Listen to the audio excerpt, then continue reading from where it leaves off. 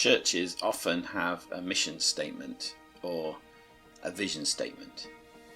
We have decided instead that we're going to have a type of test statement, a way to test all of what we do to be sure that we're well balanced and fulfilling our desire to serve God in His world. I don't know if you've ever been to the optician to get your eyes tested, but the opticians have this thing that they put on your face, and it's quite huge, and they use it to test your eyesight by putting lots of different lenses in front of your eyes at the same time. And you'll know at the end of the test they start to put lots of different smaller lenses in front, saying sharper, clearer, better, worse, and from your answers they can bring all those lenses together to figure out exactly what you need to correct your eyesight so that you can see as clearly as you are meant to. We as a parish are going to do the same, but we are going to have 3 lenses that we will call including, which refers to the fact that we have poor among us. We are living in an urban city where it's very international, it's multi-faith, a very wide variety of community types in this city. And then we will have proclaiming, which is equipping, releasing, engaging in the gospel of the Lord.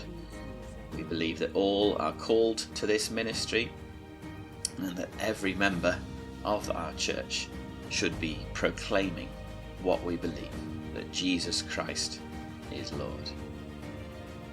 The third one is investing. That means that we are here to stay. That means that we are thinking about building up long-term relationships over generations, that we are going to get our hands dirty, that we are a long-term project. The church would call this incarnational, in the way that Jesus became flesh, so we must be really part of what it means to be human in this place. And when we bring all of these lenses together, we will start to look at what we do in the light of these lenses. And of course it's really good when 2 overlap, but what we really want to do is to have all 3 overlap and get to that sweet spot in the middle when we are proclaiming, including and investing at the same time.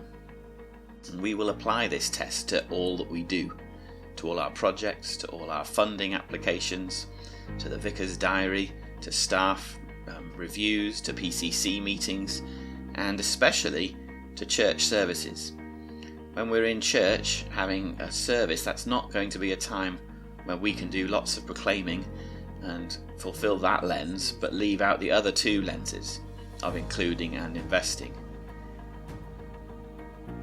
If we're already doing good things that have a double overlap, that 2 lenses overlap, then we will be changing it and tweaking it to make sure that it has a triple overlap, that all 3 lenses of proclaiming, including and investing can be seen in what we do. And if that's not possible, then we'll seriously consider our motives for doing that thing.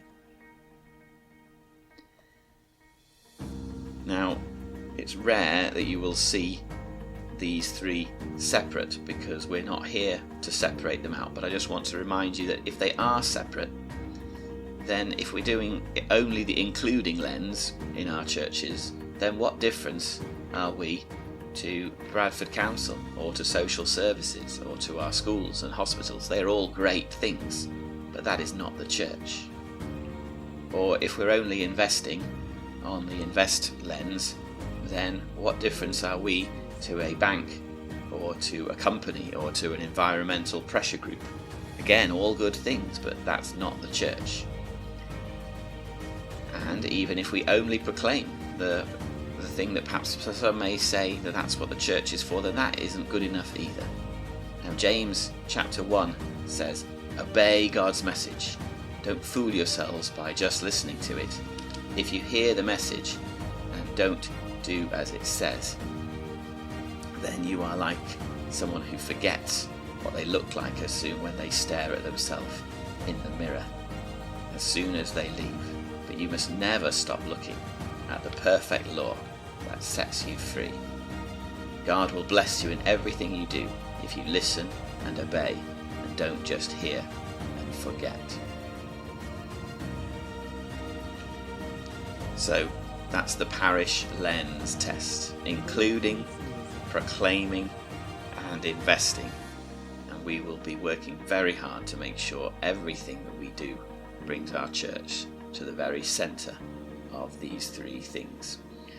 And I believe that when we have these three lenses in healthy balance, we will invest all our time and our energy and our resources into that, because that is where we will be genuinely the church God has asked us to be in this city at this time.